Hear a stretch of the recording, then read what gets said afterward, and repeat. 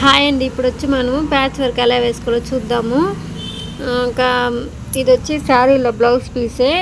వాళ్ళు వచ్చి శారీ వచ్చి డబుల్ కలర్గా ఉండాది, పింక్ వచ్చి దాంట్లో యాడ్ అయ్యి ఉండాది. కాబట్టి ఇంకా కలరు వాళ్ళు క్లాత్ తెచ్చి ఇచ్చినారు. నన్ను అడిగినారు, నేను వాళ్ళనే తెచ్చుకోమనేసినాను. ఆ పట్టు తెమ్మంటే వాళ్ళు వేరే తెచ్చినారు. సర్లే అనేసి నేను ఇంకా అదే మ్యాచ్ చేసి వేసి ఇచ్చేసాను. స్లీవ్ వచ్చి 10 ఇంచు హైటు. ఆ 10 ఇంచులో నేను 6 ఇంచుకి క్లాత్ వేరే క్లాత్ అది వేసాను ప్యాచ్ వర్క్గా. దాన్ని మనం 6 ఇంచ్ కాడ మార్క్ చేసేసుకోవాలి. చేసేసుకొని చుట్టూరు పిన్నులు పెట్టేసుకోవాలి. గుండు పిన్ను పెట్టేసుకున్నాను. తర్వాత ఇంకా సెక్యూర్గా ఉంటుందని ఒక చైన్ స్టిచ్ లాంగ్గా వేసేసుకున్నాను. మనము ముందే కానీ మిషన్ ఉంటే టైలరింగ్ మిషన్లో స్టిచ్ చేసుకోవచ్చు ఎక్కడి వరకు కావాలనేసి. ఇలాగ వేసేసుకున్న తర్వాత మళ్ళీ నేను కరెక్ట్గా చూసేసుకోవాలి. మళ్ళాగా ఒక మార్క్ చేసుకున్నాను. మార్క్ చేసుకున్న తర్వాత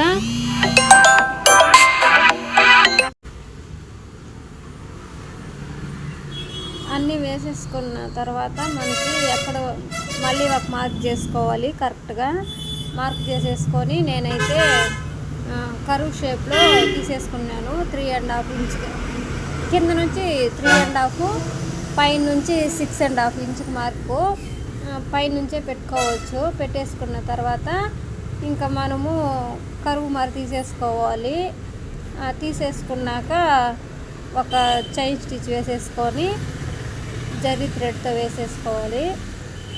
తర్వాత నీట్గా కట్ చేసేసుకోవాలి. మనం షార్ప్గా ఉండే కటర్తో లేదంటే సిజర్తో కింద బ్లౌజ్ పీస్ కట్ అవ్వకుండా మనం చాలా ఓపిక్గా కట్ చేసేసుకోవాలి. నీట్గా కట్ చేసేసి తీసుకున్న తర్వాత మనము జిగ్జాగ్ స్టిచ్ చేసేసుకోవాలి. చేసేసుకున్న తర్వాత నేను వచ్చి ఆ థ్రెడ్కి ఇటుపక్క అటుపక్క షుగర్ బీడ్స్ వేసేసుకున్నాను. దానిపైన సిలిండర్ బీడ్స్ వేసేసుకున్నాను. ఒక షుగర్ బీడు, ఒక సిలిండర్ బీడ్ వేసేసుకున్నాను.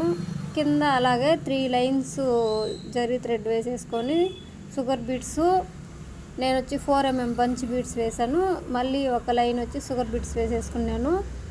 ఇంకా అదేలాగా మిడిల్లోకి వచ్చి ఆ మిడిల్లో కట్ వర్క్ తిప్పాము కదా, అక్కడ ఒకటి, దానికి మిడిల్లో 2 లైన్స్ వచ్చే మరి వేసేసుకున్నాను. మీకు కనుక నచ్చినట్లయితే సబ్స్క్రైబ్ చేసుకోండి.